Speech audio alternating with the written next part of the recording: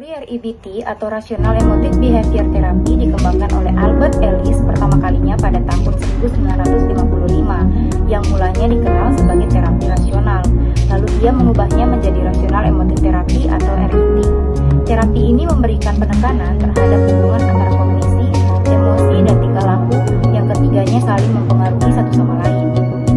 Tujuan utama REBT berfokus pada membantu konseli untuk menyadari bahwa mereka dapat hidup rasional dan produktif. REBT membantu konseli agar berhenti membuat tuntutan dan merasa kesal melalui kekacauan. Konseli dalam REBT dapat mengekspresikan beberapa perasaan negatif, tetapi tujuan utamanya adalah membantu klien agar tidak memberikan tanggapan emosional melebihi yang selayaknya terhadap suatu peristiwa.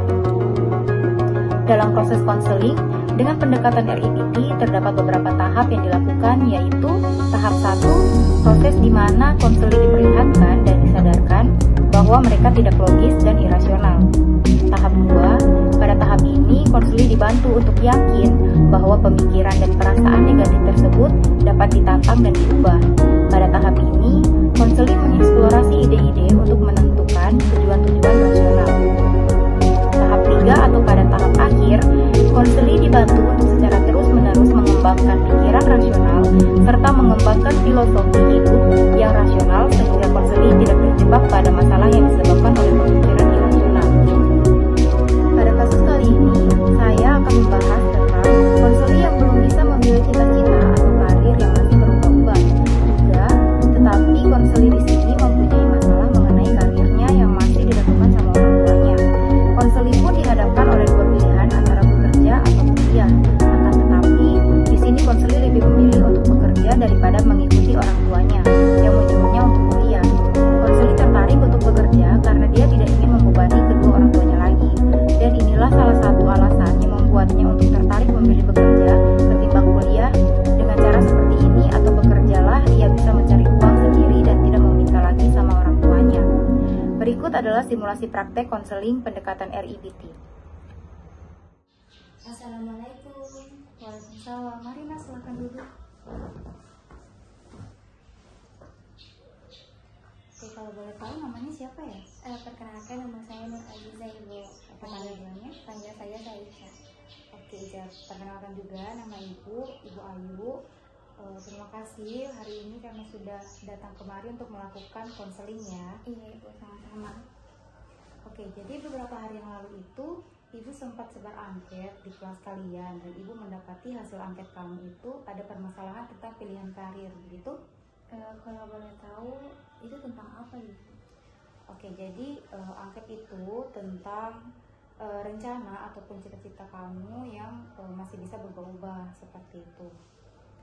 Jadi Ica mengalami permasalahan tentang pilihan karir ya? Iya, Ibu, saya sedang mengalami masalah itu. Oke, tapi sebelum itu Ibu mau tanya dulu, apakah Ica sudah pernah konseling sebelumnya? Saya sudah pernah mengikuti konseling Ibu, dan saya juga merasa sangat senang karena bisa curhat atas masalah-masalah saya. Oh iya, oke.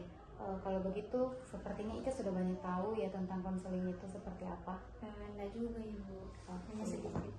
Oke, kalau gitu sebelum kita masuk ke proses konseling, Ibu akan menjelaskan sedikit tentang proses konseling kita pada hari ini. Jadi kita itu akan melakukan diskusi bersama-sama untuk membahas tentang masalah ataupun permasalahan yang Ica sedang alami. Jadi sehingga kita bisa menemukan solusi dari permasalahan Ica. Dan supaya proses konseling ini bisa berjalan dengan baik, Ibu mau Ica terbuka sama Ibu. Dan Ica tidak perlu khawatir kalau misalnya nanti cerita Ica itu akan Ibu sebarkan kepada orang lain, karena Ibu punya satu asas, yaitu kerahasiaan, di mana Ibu akan menjaga rahasia dan juga permasalahan Ica pada hari ini. Boleh? Iya, Ibu, bisa. Oke.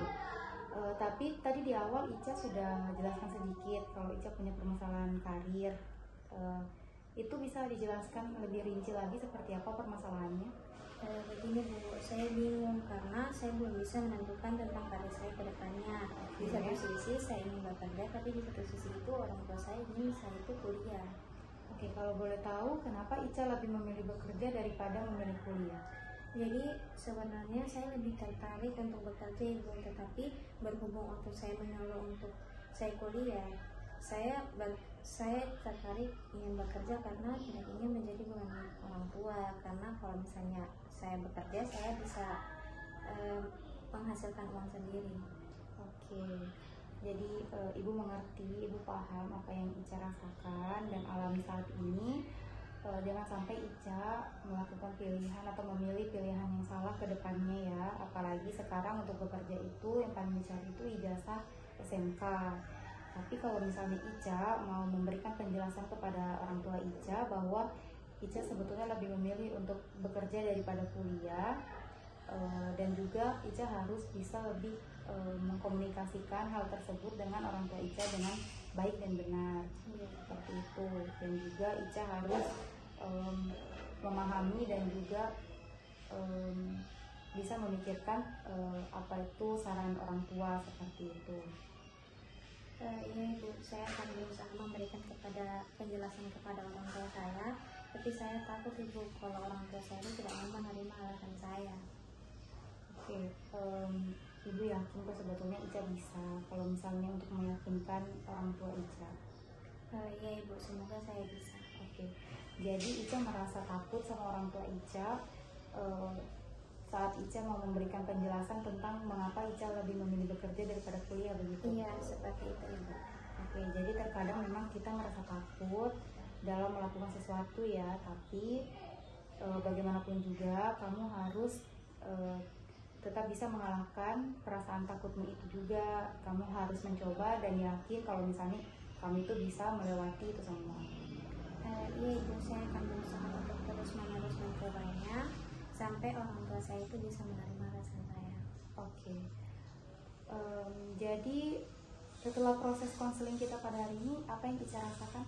Saya sudah merasa nyaman dan tenang, dan bahkan saya sudah memiliki keberanian untuk memberikan penjelasan kepada orang tua saya. Oke, jadi semoga pertemuan kali ini bermanfaat Ica ya. Dan kali kalau misalnya kamu ada waktu atau ada permasalahan yang ingin diceritakan, kamu bisa datang ke ruangan Ibu lagi, oke? Iya Ibu, terima kasih atas bantuannya.